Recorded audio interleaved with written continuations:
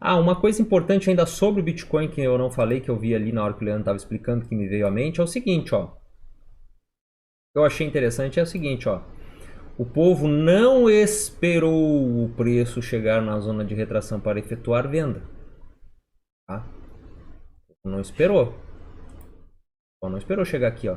Então isso não é um movimento técnico de venda. Tá?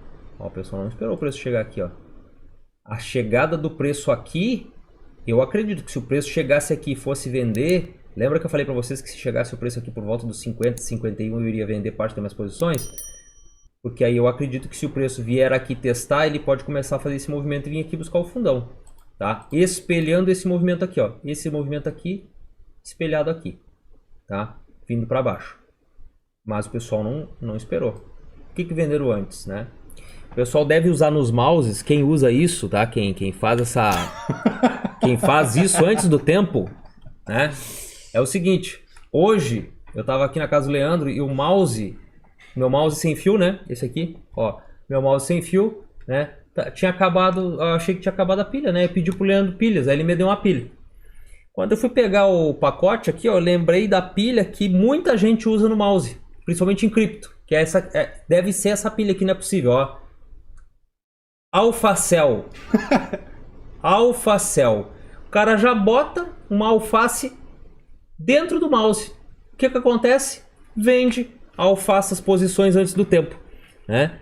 E o que acontece é isso, ó, o pessoal não esperou o preço chegar em zona de compra, em zona de venda, em zona de retração para vender. Então o que isso pode nos mostrar? Pode ser que nós estejamos fazendo o ombro mesmo, tá? Pode ser que nós estejamos mesmo fazendo o ombro, ainda na construção do padrão do ombro, e ainda vamos buscar a zona de retração antes de uma grande queda. É possível? É possível. Tá? Então a gente tem esse viés por causa de alguns motivos técnicos que nós estamos apresentando para vocês. A gente sabe que o Bitcoin está atrelado à economia, com certeza, né? E a gente está vendo que está tudo aí vindo água abaixo, né? Tem ações que parece que não valem nada, né? Parece que são shitcoins e estão caindo muito, muito forte. Certo? Pode ser que se isso acontecer realmente em todos os mercados, como a gente está vendo acontecer nas últimas semanas, o Bitcoin venha junto para baixo e leve para baixo. Ah, mas vocês não estão olhando para baixo. Nós estamos sim olhando para baixo também. Nós não olhamos só para cima, mas também para baixo. Por isso que nós já temos aqui as zonas de compra demarcada, né? Não sei se você consegue enxergar aqui no gráfico, né? Aqui consegue, né? Ó, por isso que a gente já tem zonas de compra demarcada aqui, né? E também já um estudo antigo meu que já está pronto, que está lá já faz muito tempo, desse pivôzão aqui, né? Ó, com um alvo de Fibonacci aqui e um alvo aqui, tá? Então nós tentamos apresentar para vocês a possibilidade altista e os motivos que nós temos por causa de análise técnica para pensar que vai subir, e também aqui para a possível queda. Vamos ver lá. Samuel, boa noite também. Andy. Ok, mas a situação financeira global não interfere? Ou seja, não poderia cair mais? Claro que interfere. Interfere sim, Andy. Interfere sim. Mas, como a gente trabalha com análise técnica, o que a gente tem que fazer? Tem que analisar, né? Fazer análise técnica. Então, mas a análise técnica não funciona se o Bitcoin vem abaixo, se tudo vem abaixo. Ainda assim, os pontos de Fibonacci, os pontos de suporte e resistências ainda são respeitados, mesmo que ocorra aí um panic sell e todo mundo venda. Veja, por exemplo, aí 3 dias o pessoal vendendo, metendo pau na venda, né? E o que eu fiz aqui? Ó, metendo pau na venda. E mesmo assim, o preço parou aonde? Mesmo assim, o preço parou em 50% de Fibonacci, que é um suporte. Então, estas zonas, estas áreas, né, estes ranges são respeitados mesmo num panic sell. Então pode interferir sim, gente. A gente está falando que está na Suécia. Olha só. Um abraço aí. Legal que você está com a gente. Bruno está perguntando, vocês são da onde? Nós somos do sul. Vamos do sul do país, no fim dos fundos da América do Sul. Será que não venderam antes por conta da situação entre Rússia e Ucrânia? Hoje houve bombardeio. Quem vendeu? Será que não venderam antes por causa da situação entre Rússia e Ucrânia? Ah, sim, é possível que muitos tenham vendido sim por causa disso, com certeza. Luciano, poxa, perdi o início, mas também cheguei. Depois tu volta lá, Luciano, e assiste o início ali, o resumo não, o estudo do Bitcoin, tá? Mas boa noite para você também. Então assim, gente, embora haja, não é? Embora haja as notícias, bem legal que eu tava lendo aqui, cheguei na casa do Leandro agora há pouco não, no meio da tarde, aí eu peguei e li ali um pedacinho do livro do Al Brooks, que fala sobre as notícias. Vamos ver se eu acho aqui, Leandro. Vamos ver se eu acho. Cara, não vou achar agora, eu acho, tchê. Não vou achar, cara. Não deixou marcado? Não, aquilo foi muito assim, sabe, de tu abrir e encontrar. Cara, talvez eu não vá achar. Mas é o seguinte, depois até se eu achar eu vou tirar foto e vou postar pra vocês lá. Cara, o quanto as notícias afetam o mercado.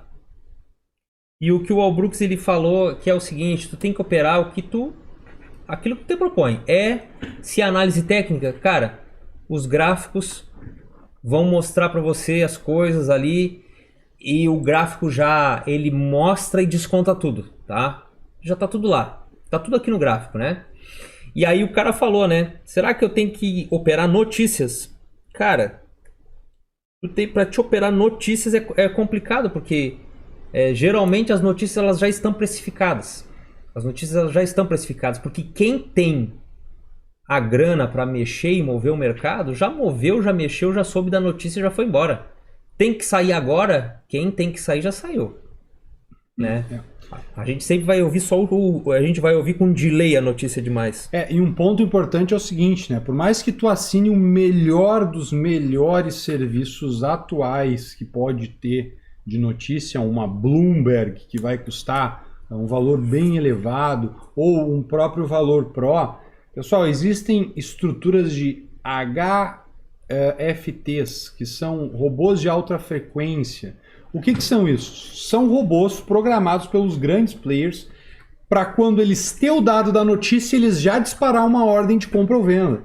Então, quando a gente vê, por exemplo, dados do Fed, de inflação, ou uma notícia já programada, é muito comum a gente ver grande volatilidade naquele momento. Por quê? Porque existe já uma série de robôs programados para quê? Para reagir à notícia. E esse robô não vai reagir como nós. Ele não vai ter o tempo de pensar em montar a posição. Ele simplesmente vai disparar ordens. E é muito interessante que as notícias elas acontecem em momentos em que as pessoas elas estão aguardando um ponto para tomar decisão. E quando a pessoa vai clicar, muitas vezes o robô já jogou o preço para cima, quando está todo mundo querendo vender, ele já joga o preço para baixo e fica uma volatilidade insana. Quem opera gráficos de tempo mais curto pode ver isso, pega o histórico lá em dados de FONC, em atas de Fed, o quando o mercado vai informar uma notícia que já estava sendo aguardada, dado de inflação, payroll, para o caso do dólar, PTAX, uma série de notícias que já são aguardadas pelo mercado, a volatilidade acontece ali por quê? Em maior parte, porque existem robôs já programados. Então, não adianta a gente querer olhar para a notícia e pensar, eu vou operar a notícia. Ah, galera, não dá tempo. A gente quer operar? Quer. A gente acha que está bem informado? A maior parte das vezes a gente acha que sim. Mas o player institucional, ele já tem essa informação antes mesmo dela ser divulgada. Então, é uma concorrência desleal para a gente tentar ficar trabalhando atrás disso. Gustavo, acho que achou. Show? Achei aqui, ó. Olha só o que o Al Brooks, né, que é um baita operador, falou o seguinte, ó. Nunca veja notícias durante o pregão. Se você quer saber o que uma determinada notícia significa, o gráfico na sua frente irá lhe dizer. Repórteres acreditam que a notícia é a coisa mais importante do mundo e que tudo o que acontece deve ser uma consequência das grandes matérias jornalísticas feitas por eles durante o dia. Então, assim, é incrível, né? Mas até hoje, caiu o preço. Tá, mas o que houve para cair o preço? Sempre alguém quer justificar o porquê que o preço caiu. E quando o preço sobe, alguns pensam também, né? Ah, mas o que aconteceu que o preço subiu tanto? Aí começa a surgir as notícias. Ah, foi lá porque a JP Morgan comprou Bitcoin. Ah, foi porque o Elon Musk ele falou lá do existem esses efeitos aí climáticos. Às vezes existem, mas não pode ser justificado por eles. Não pode ser justificado assim tão fácil, né? Por exemplo, falar que é por causa da taxa de juro que tá todo, por causa que a notícia que o Fed deu em tal dia, por causa da taxa de juros que tá derrubando o mercado. Mas puxa vida, lá o mercado tá caindo faz quantos dias já, né? Pode ser, realmente foi, mas será que todo esse movimento de queda que o Bitcoin está mostrando na tela foi só por causa lá do negócio Fed? Não, não foi. Só que é por causa do mal-estar da Rússia com a Ucrânia. Mas quando é que começou esse mal-estar? Eu não sei quando começou, né? Mas atribuir também todos os candles negativos ao mal-estar da Rússia com a Ucrânia também é loucura. E ele fala a respeito disso. Eu não vou falar para vocês aqui, né, que o texto ainda é grande, mas o texto ele fala assim, ele resume o texto dizendo que se tu tentar sempre operar notícia, a bem da verdade tu vai tentar estar sempre prevendo o futuro, né? Sempre tentando prever o futuro. Ó, vai sair notícia lá que o Fed vai fazer tal coisa. Cara, vou vender. Na verdade, tu nem sabe da notícia, já tá antecipando.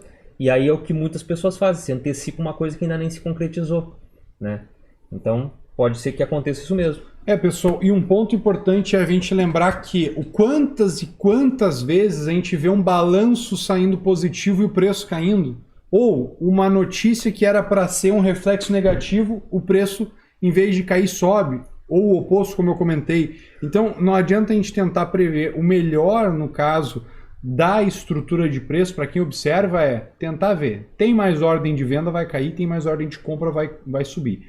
Só que observar pontos estratégicos pelo gráfico é muito bom para que tu fique mais tranquilo, tu não fique naquela pressão. Por exemplo, a gente observa uma estrutura de tendência de baixa que foi rompida. O Gustavo tem uma linha definida ali, uma estrutura de cunha. Mas a gente observa que foi rompido. No dia 4 de fevereiro a gente teve uma barra muito forte de compra. A barra ampla de compra, que rompeu toda uma sequência de venda. Então assim, a gente observar que agora pode acontecer uma correção, pode, mas é uma barra que inflexionou o preço. Então, a questão das notícias, sim, elas podem interferir no preço? Podem, só que a gente não consegue operar elas no dia a dia. É uma insanidade a gente tentar toda hora ficar compra-venda com base no Ucrânia, Fed, taxa de juros. É importante o investidor estar bem informado, é evidente, a gente não está falando que não é importante. A gente tem que lembrar que o que a gente está falando é que operar com base nas notícias é muito mais difícil, pode gerar um estresse muito elevado. Então assim, pessoal, observem que existe uma questão estrutural, os mercados realizando já há um tempo. Para quem acompanha, lá em setembro, a questão da Evergrande, na época, já tinha muito ruído, o mercado, a gente já comentava, o SP já está muito alto, a gente pode ver o mercado americano começando a realizar a qualquer momento. Eu tenho, para quem nos acompanha no TradingView, eu tenho uma minissérie ali no TradingView que é SP sobe mais que pressão alta. Tem A1, A2, A3, A5, até que tem um que é o final. Se vocês entrarem no meu perfil do TradingView, está escrito: daqui para frente é só para trás. Se vocês entrarem lá, hoje inclusive eu fiz uma publicação, eu deixei aqui no chat, a Andrew, ela perguntou referente ao cenário global, acabei deixando ali no chat esses estudos. E aí sim, pessoal, eu quero ressaltar para os amigos que eu deixei linkado justamente nesse estudo que essa minha publicação que foi de 1º de dezembro de 2021, falando SP500, daqui para frente só para trás. Eu marquei o último possível alvo e a gente observar uma possível movimentação de realização. Em dezembro a gente tinha expectativa de alta da taxa de juros, mas nada que o mercado já não tentasse antecipar. Então a gente vê que sim, a alta vai estar acontecendo em março, mas toda a queda já aconteceu. Então a antecipação do preço, se tu observasse só o preço, ia ter te poupado de todo o estresse de estar querendo encontrar em todo momento uma operação com base no noticiário, né? Exato. Agora há poucos dias atrás saiu uma notícia, acho que foi até na InfoMoney, eu acho, falando lá que o JP Morgan ia entrar de parceria com a Decentraland, com a Maná, ia jogar, né, ia investir junto e tudo mais. Cara, é um sinal, é uma notícia bullish, diante de uma notícia de um banco poderosíssimo desse, tá metendo dinheiro em Maná, aonde que era para estar o preço de Maná? No teto. E onde é que tá? Faz 3 dias que tá caindo, tá? Faz 3 dias que tá caindo e tá abrindo agora o candle das 21 horas. Tá, virou o dia agora e o candle diário está se abrindo e nós não sabemos, pode continuar caindo. Ele caiu 5 dias consecutivos, subiu 2 e agora está caindo 3. Então assim, ó, se refletiu no preço isso? Não. Aonde que deve ter se refletido no preço? Aqui embaixo. Aqui embaixo. Quem tinha que comprar, comprou, inclusive o banco. Ó, agora nós compramos essa parada, agora nós vamos noticiar isso, tá? Para que o varejo siga o fluxo. E é isso aí, né? Então quem tinha que comprar Decentraland junto com o JP Morgan já comprou. Essa é a realidade, né? Então, não, agora que o banco vai esperar nós comprar e ele vai comprar, ele está nos avisando para que ele vai comprar, né? Então não tem isso, né? Quem tem que comprar já comprou e a gente sempre recebe a notícia atrasada. Então a gente tem que tomar cuidado com notícias para a gente não ficar sempre com aquele viés toda hora, né? Senão a gente pode também acabar perdendo boas oportunidades.